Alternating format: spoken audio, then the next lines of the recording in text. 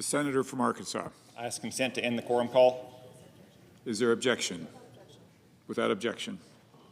Mr. President, unfortunately, we were at the point of almost having a consent agreement to have a vote on the confirmation of John Ratcliffe to be the CIA director tomorrow. Not today, not yesterday when it should have happened, but tomorrow.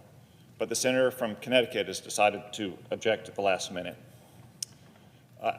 I don't really understand the objection to Mr. Ratcliffe. He was confirmed by this Senate to be the Director of National Intelligence. He was fully vetted through the bipartisan process on the Senate Intelligence Committee. We voted him out yesterday on a 14-3 vote. Senator Schumer stood here yesterday and talked about how we're going to cooperate on highly qualified, capable nominees with integrity, which John Ratcliffe is. Yet the only vote we got yesterday was Senator Rubio. Now we're not going to have a vote today, and apparently we're not going to have a vote tomorrow.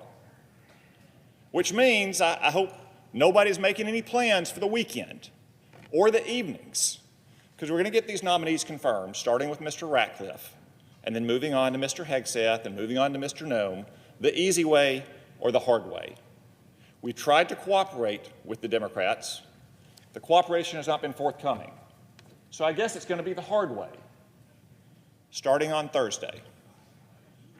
So, Mr. President, I ask unanimous consent that at a time to be determined by the Majority Leader, in consultation with the Democratic leader on January 22nd, the Senate proceed to executive session to consider Executive Calendar Number 1, John Ratcliffe to be the Director of the CIA.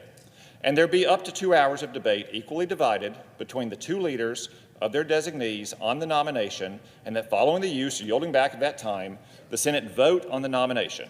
That if confirmed, the motion to reconsider be considered and made and laid upon the table with no intervening action or debate. That no further motions be in order to the nomination, that any related statements be printed in the record, that the President be immediately notified of the Senate's action, and the Senate resume legislative session. The senator from Arkansas. It's fine if the Democrats have legitimate concerns with this nominee or any other nominee. We had legitimate concerns with President Biden's nominee. Come down to the floor. Get it off your chest. We talk about a full and real debate for 2 days. I hate to disappoint people watching here. You're probably seeing more debate than we'll have on John Ratcliffe's nomination for the next 48 hours before we confirm him. That's what I predict. We could have debated this any time today. We debated it for 2 months in the Intelligence Committee.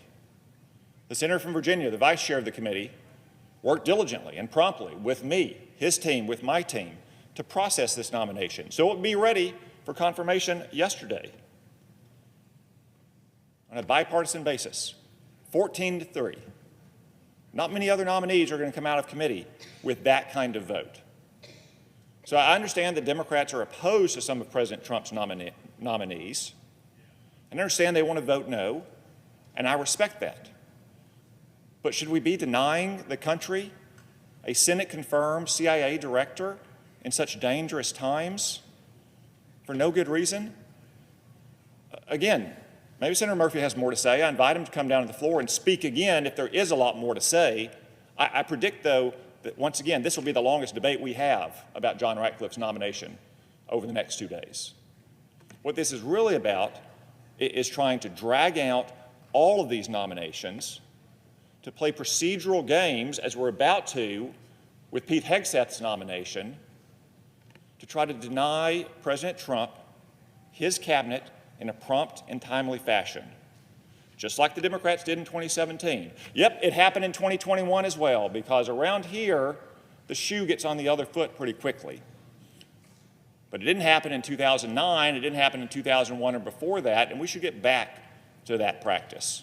We should especially get back to that practice when it is a highly accomplished, well-qualified nominee of integrity like John Ratcliffe is.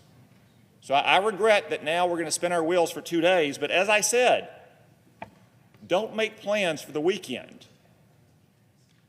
Don't have any dinner dates scheduled starting on Thursday night, because we're going to get these nominees done the easy, collegial way, or apparently the hard way.